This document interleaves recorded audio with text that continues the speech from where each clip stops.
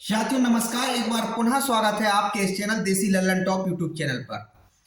साथियों, हमारा प्रयास रहता है कि आपकी बात को, आपकी पीड़ा को सरकार तक पहुंचाया जाए, जिससे सरकार चेते और जन कल्याण के लिए सरकार शीघ्र फैसला करे। साथियों, जैसा कि आप जानते हैं, हमारा चैनल का प्रयास रहा है कि सहारा के निवेशकों की पीड़ा लगातार सरकार तक पहुंचाई जाए। हिंदुस्तान में कहां धरने चल रहे हैं, कहां प्रदर्शन चल रहे हैं सरकार के खिलाफ, सहारा के निवेशकों की क्या मांगे हैं, क्या शर्तें हैं, लगातार सरकार तक पहुंचाने का प्रयास किया जाता रहा है। साथियों, ताज्जुब इस बात का होता है कि दिल्ली के शिक्षा मंत्री को गिरफ्तार कर लिया जाता है, उस पर भाजपाई फूले नहीं समा रहे हैं। मानो ऐसा लगता है कि भारतीय जनता पार्टी की सरकार ने, नरेंद्र मोदी जी की सरकार ने दुनिया के सबसे बड़े घोटालेबाज को पकड़ लिया हो, ठग को पकड़ लिया हो, बेईमान को पकड़ लिया हो। ऐसा टीवी चैनलों पे दिखाई दे रहा है जैसे सिसोदिया हिंदुस्तान की सबसे बड़ी समस्या थी। जिस सिसोदिया की शिक्षा को लेकर देश भर में तारीफ की जाती है, जिस सिसोदिया पर विदेशों में चर्चा की जाती है कि दिल्ली का एक शिक्षा मॉडल है जिसने सरकारी विद्यालयों की शिक्षा व्यवस्था बदल दी, उन सिसोदिया पर टीवी चैनल्स पर ऐसा दिखाई दे रहा है जैसे मान लीजिए दुनिया का सबसे बड़ा ठग, बेईमान, चोर, आतंकवादी टाइप का व्यक्ति पकड़ लिया हो भारत सरकार ने। कम से कम टीवी चैनल्स पे जब 40 करोड़ निवेशकों की पीड़ा नहीं सुनाई देती है, तो कम से कम हमारी उस मीडिया को मनीष सिसोदिया पर चर्चा कराने का कोई अधिकार नहीं है, क्योंकि मनीष सिसोदिया हिंदुस्तान की समस्या नहीं है। मीडिया के दायित्व होते हैं, हर व्यक्ति के अपने पदों के, कर्तव्यों के, हर व्यक्ति के अपने अपने दायित्व होते हैं। मीडिया का दायित्व है देश के लोगों की क्या समस्या है उस पर बात की जाए, लोगों को क्या चाहिए उस पर बात की जाए। पूरा देश जानता है कि हिंदुस्तान में 40 करोड़ निवेशकों को, 42 करोड़ लोगों को अलग अलग कंपनियों में, अलग अलग पूंजी स्कीमों में, चिटफंड स्कीमों में, सोसाइटी की स्कीमों में, कंपनियों की स्कीमों में बारी बारी से लूटा गया, बारी बारी से लूटा गया। क्या बीतती है वो सब्जी वाले पे, दूध वाले पे, ठेले कौमची वाले पे, सड़क किनारे बैठकर अपने 2-4 पैसे जोड़ने वाले पर, वो अपने बच्चों के भविष्य के लिए 2-2, 5-5 पैसे जोड़कर एकत्रित किया और सहारा जैसी सैकड़ों कंपनियों में पैसा लगाया। सरकार इन कंपनियों को अगर मान्यता ना दी होती, लाइसेंस ना दी होती, तो क्या ये कंपनियां लूट पाती? क्या ये कंपनियां विभिन्न तरीके से अपने प्रोपेगेंडा के तहत जनता को लूट पाती? साथियों, कम से कम जो इस समय भारतीय जनता पार्टी के नेता, भारतीय जनता पार्टी के कार्यकर्ता, मंत्री, विधायक इस वीडियो को देख रहे हैं, उनसे हमारा अनुरोध है कि आप सारे कंपनियों की समस्या का अगर निदान नहीं कर सकते, कोई बात नहीं, लेकिन हिंदुस्तान में एक ऐसी कंपनी है जिसका नाम है सहारा इंडिया।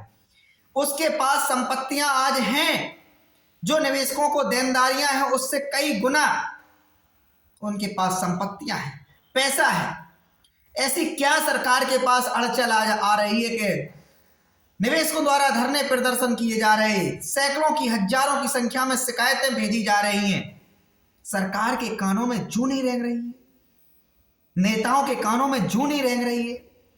क्या आखिर सरकार में बैठकर ये मंत्री लोग, ये अधिकारी लोग, ये प्रधानमंत्री अमित शाह और ये सारे BL वर्मा जी जो इस समय वित्त सहकारिता राज्य मंत्री हैं, सेबी के अधिकारी कर क्या रहे हैं?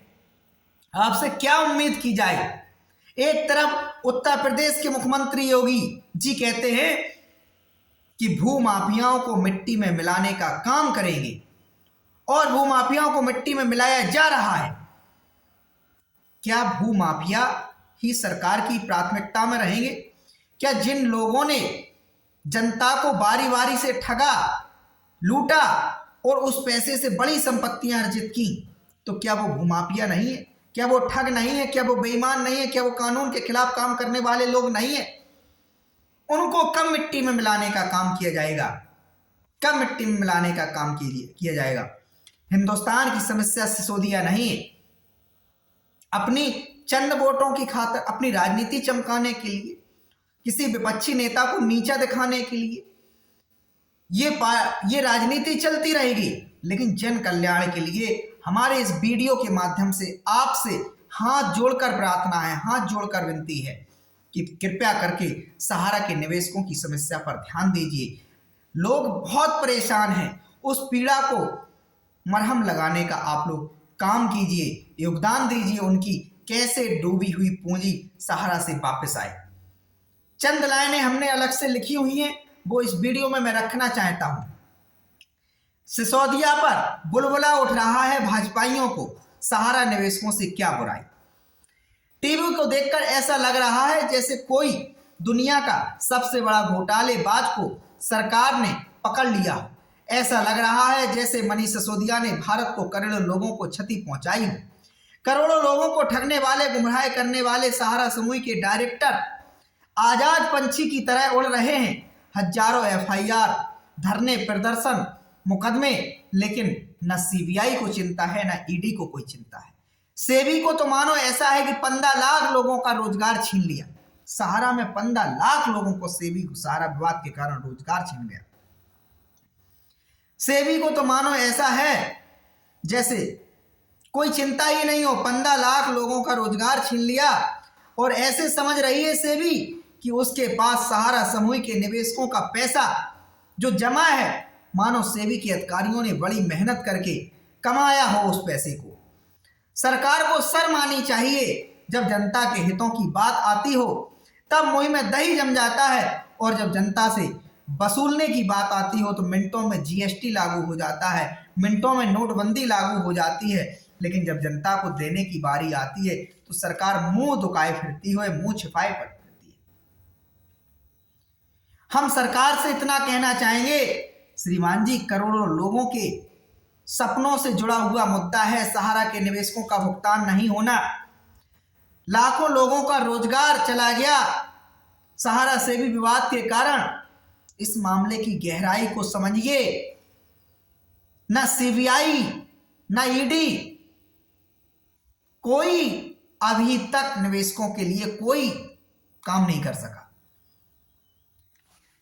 मनीष सिसोदिया ने घोटाला किया, जांच भी हो गई, मनोज सिसोदिया से पूछताछ भी हो गई और गिरफ्तार करके उनको जेल भी भेज दिया गया।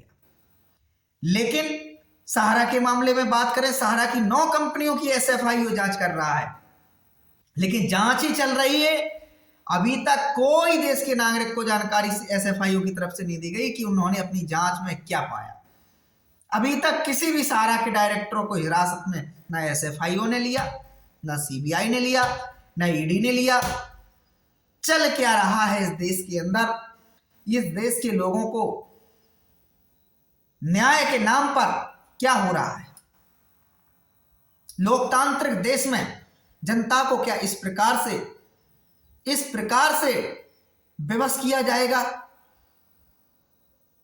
तो हाथ जोड़कर प्रार्थना है, विनती है, बारंबार विनती है कि उस दर्द को महसूस कीजिए, उन बूढ़े माँ बाप का दर्द महसूस कीजिए जिन्होंने 10-10, 50-50, 100-100 रुपए सहारा में इसलिए निवेशित किया था क्योंकि बुढ़ापे में उसके वह पैसा बीमारी के समय में काम आएगा, परेशानी के समय में काम आएगा। जब उसके बेटे उसको घर से निकाल देंगे तो उस पैसे से वो अपनी 4 रोटियां खा सकेंगे। आज इतनी बदहाल व्यवस्था हो गई है। उस कंपनी की बात मैं कर रहा हूं जिस कंपनी ने बार बार दावा किया कि उसके पास संपत्तियां इतनी हैं कि निवेशकों का भुगतान आसानी से दिया जा सकता है, कोई दिक्कत नहीं है, 3 गुणिया संपत्तियां, बार बार सहारा समूह ने आश्वासन दिया। कंपनी ने बार बार कहा कि हमारा पैसा सेबी रोके हुए है। तो सरकार को क्या कोई उत्तर नहीं देना चाहिए? क्या कोई जिम्मेदारी नहीं है कि सेबी के पास पड़ा हुआ पैसा, ब्लैक मनी तो है ही नहीं आखिर। अगर ब्लैक मनी होता तो इनकम टैक्स यहां देख रहा होता। सेबी यहां क्या कर रही है? सहारा रियल एस्टेट, सहारा हाउसिंग इन्वेस्टमेंट के आज दिन तक निवेशकों को सेबी नहीं ढूंढ पाया, और ढूंढेगा कैसे? सहारा के निवेशकों को सहारा क्यू शॉप में, और सहारा की 4 सोसाइटियां, सहारा क्रेडिट कोऑपरेटिव सोसाइटी, सहारा यूनिवर्सल मल्टीपर्पज, हमारा इंडिया क्रेडिट कोऑपरेटिव सोसाइटी और स्टार मल्टीपर्पज, इनमें सहारा रियल एस्टेट, सहारा हाउसिंग के निवेशकों का पैसा ट्रांसफर कर दिया गया, खातों का ट्रांसफर कर दिया गया, नए सर्टिफिकेट उपलब्ध करा दिए गए। जिस समय सहारा से भी विवाद चरम पर था 2012 में, उस दौर की जांच क्यों नहीं होती? और जांच अब करने का क्या फायदा जब चिड़िया चुग गई खेत का होत पछताए। जब सहारा के कार्यालयों द्वारा ऐसा काम किया जा रहा था तो कहां थे जिले के जिलाधिकारी लोग, कहां थे वो एसपी लोग, थाने के लोग कि सहारा के कार्यालयों में वो सर्टिफिकेट का परिवर्तन किया जाता रहा और किसी को कोई कानों कान खबर भी नहीं लगी, ना सरकार को खबर थी। अब जब निवेशक चिल्ला चिल्ला के कह रहा है कि हमारे भुगतान को दिलवा दीजिए, तो क्या दिक्कत आ रही है दिलवाने में? सिर्फ अपना भला मत सोचे सरकार। आखिर आज नहीं तो कल सेबी के पास पड़ा हुआ पैसा निवेशकों को देने ही देना पड़ेगा। तो आज उस पैसे को देने में क्या दर्द है, क्या तकलीफ है, क्या परेशानी? जब लोग रहेंगे ही नहीं पैसा मांगने वाले, तब भुगतान किया जाएगा क्या? इसलिए सरकार से हमारी बड़ी मार्मिक अपील है, इस कंपनी में बड़े गरीब तबके के, मध्यम वर्गीय तबके के लोगों ने बड़ी मेहनत की गाड़ी कमाई जमा कराई है। तो इस मामले को बहुत ज्यादा तोड़ मरोड़ कर पेश ना किया जाए, बहुत ज्यादा गुमराह मत किया जाए, कोर्ट कचहरी के चक्कर में बार बार मत भेजा जाए। कभी सेंट्रल रजिस्ट्रार दिल्ली हाईकोर्ट की शरण में लेते हैं, कभी सेंट्रल रजिस्ट्रार, कभी केंद्र सरकार के। क्या आपके पास व्यवस्था नहीं है? पुलिस आपकी, सीबीआई आपकी, आर्थिक अपराध शाखाएं आपकी, ईडी आपकी, सेबी आपकी, रिजर्व बैंक आपकी, IRDA आपका, किस बात का इंतजार किया जा रहा है? क्यों दिल्ली हाईकोर्ट जाना पड़ता है? क्यों सुप्रीम कोर्ट जाना पड़ता है? आपके पास तो स्वयं इतने अधिकार है, स्वयं इतने पावर है, संपत्तियों पे को बेचे जाने के भी अधिकार है, निवेशकों को भुगतान लौटाए जाने के भी अधिकार है, कानून में संशोधन करने के भी अधिकार है। किस बात की कमी से? जनता ने भरपूर आपको वोट दिया है, जब चाहे जौन सा चाहे अमेंडमेंट कर दें, जब चाहे वैसा चाहे अपना कानून लागू कर दें। तो हाथ जोड़कर प्रार्थना है सरकार से कि विपक्षी नेताओं के साथ आपका झगड़ा हो सकता है, आपसी मतभेद हो सकते हैं, वोटों की राजनीति हो सकती है, करते रहना, लेकिन इन जनता को, इन निवेशकों को राहत प्रदान कीजिए। ठीक है, वो आज आपसे नहीं लड़ सकते, वो धरना प्रदर्शन भी कर रहा है, आप नहीं सुन रहे, वो ज्ञापन भी दे रहा है, आप नहीं सुन रहे, वो न्यायालयों की शरण में जा रहा है, तारीख पे तारीख मिलती जाती है, वो आपके पास शिकायतें भेजता है, आप नहीं सुनते। अगर आपके खिलाफ ज्यादा वो कोई करता है तो आप जनता के खिलाफ भी एक्शन लेने लगते हैं।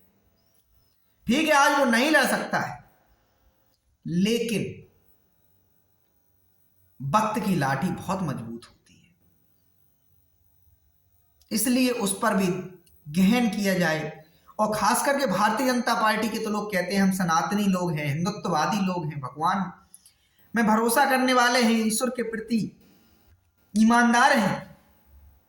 जब आप इस घोर आस्तिकवादी लोग सत्ता में बैठे हुए हैं, तब जनता के साथ ठगी हो, बेईमानी हो, लूट हो, और उनकी कोई आपके दरवाजे में आकर सुनवाई ना हो, ये अफसोसजनक बात है, पीड़ादायक बात है, ये कष्टजनक बात है।